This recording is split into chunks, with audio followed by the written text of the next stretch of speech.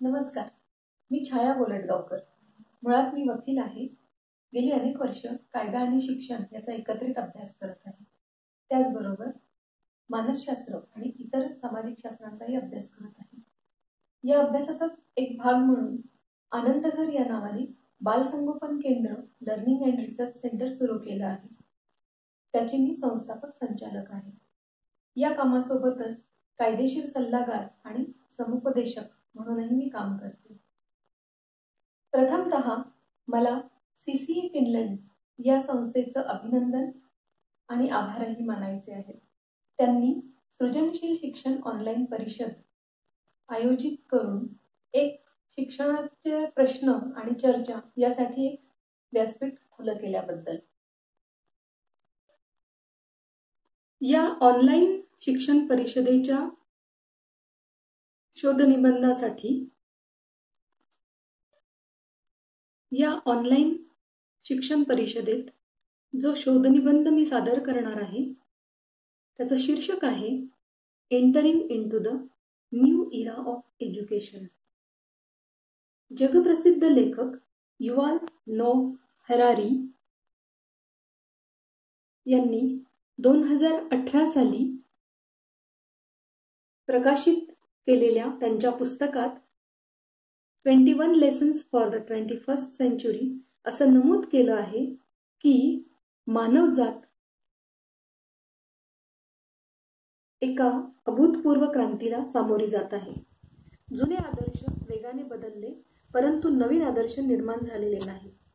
अशा या अनिश्चित व वेगाने बदलणाऱ्या काळासाठी आपण स्वतः व आपली मुले कसे तयार होणार आहोत? कोविड-19च्या पार्श्वभूमीवर हा अगदी रास्त प्रश्न आहे. कोविड-19 या संसर्गजन्य रोगाचा जगभर प्रादुर्भाव झाला आहे. त्यामुळे जगातले सर्व व्यवहार ठप्प झाले आहेत. संपर्काने रोग पसरतो म्हणून जग बंद झालं, लॉकडाऊन झालं. त्यासोबतच शाळाही बंद झाल्या. जगभरातील शाळा बंद झाल्या तरी शिक्षण कसं बरं बंद करता येईल? म्हणून टेक्नॉलॉजीचा वापर करून ऑनलाईन शिक्षण सुरू झालं. कोविड-19चा प्रादुर्भाव बघता शाळा किती काळ बंद असणार, सुरू करायच्या तर कशा प्रकारे करणार, असे सर्व प्रश्न उभे ठाकले. एका बाजूला शाळा उघडण्याची घाई कशाला, तर दुसऱ्या बाजूला ऑनलाईन शिक्षण योग्य की अयोग्य इत्यादी प्रश्न त्याविषयीच्या चर्चा सुरू झाल्या. या पार्श्वभूमीवर या शोधनिबंधाचे काही उद्दिष्ट बघूयात. नंबर 1, कोविड-19चे शिक्षणावर परिणाम. दुसरं, ऑनलाईन शिक्षणाचे टीकात्मक विश्लेषण. तिसरं, टेक्नॉलॉजिकल रिव्होल्यूशन आणि भविष्यातील शिक्षण यातील सहसंबंध. आणि चौथं, कोविड-19 मुळे अचानक उद्भवलेल्या परिस्थितीत कोविड-19 आधीचं जग आणि शिक्षण आणि कोविड-19 नंतरचं जग आणि शिक्षण याचा एकत्रित विचार करून काही उपाय सुचवणे.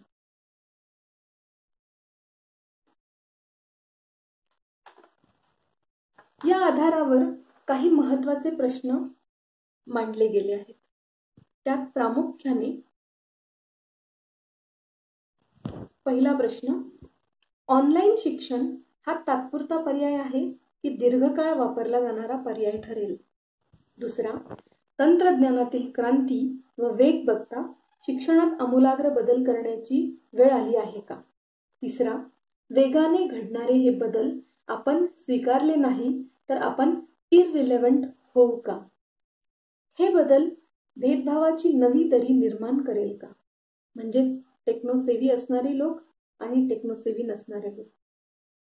आणि सगळ्यात महत्त्वाचं, टेक्नॉलॉजिकल ॲडव्हान्समेंट, टेक्नॉलॉजिकल रिव्होल्यूशन आणि भविष्य काळातील शिक्षण याचा सहसंबंध शोधणं.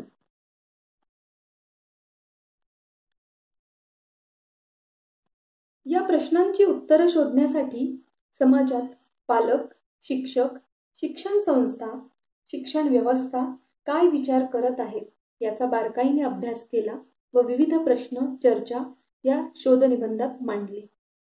या छोट्या व्हिडिओत ते मांडणं शक्यही नाही आणि अपेक्षितही नाही.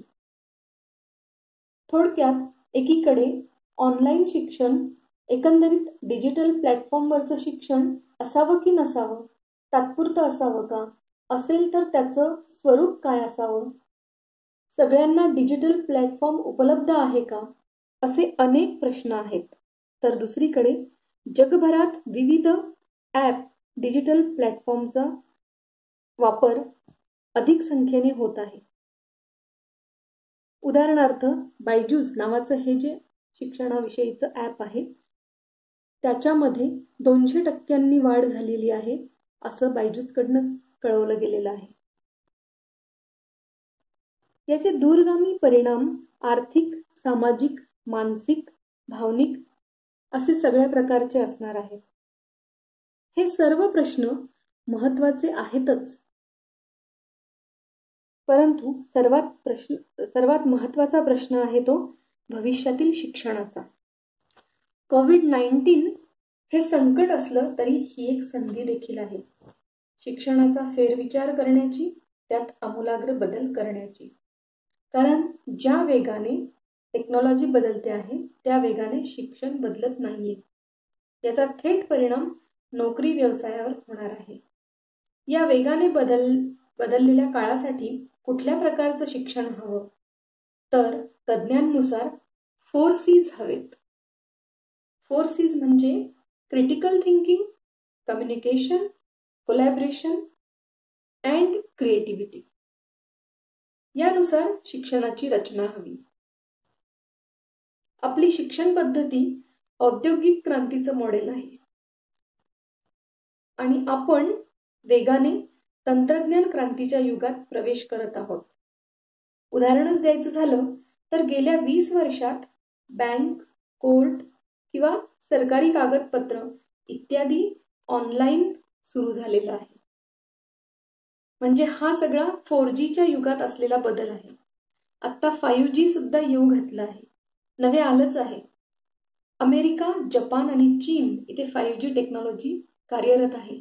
लवकरच ती सर्व जगाचा ताबा घेईल आणि या शिक्षणालाही नाव देण्यात आलं आहे 4.0. यासोबतच आर्टिफिशियल इंटेलिजन्स म्हणजे कृत्रिम बुद्धिमत्ता येऊ घातलं आहे, ज्यात रोबोट्स माणसांपेक्षा अधिक सक्षमपणे काम करू शकणार आहेत. आणि हा काळ आता दूर नाही. कदाचित येत्या 5-10 वर्षात हे घडू शकेल, असं तज्ज्ञांचा अंदाज आहे.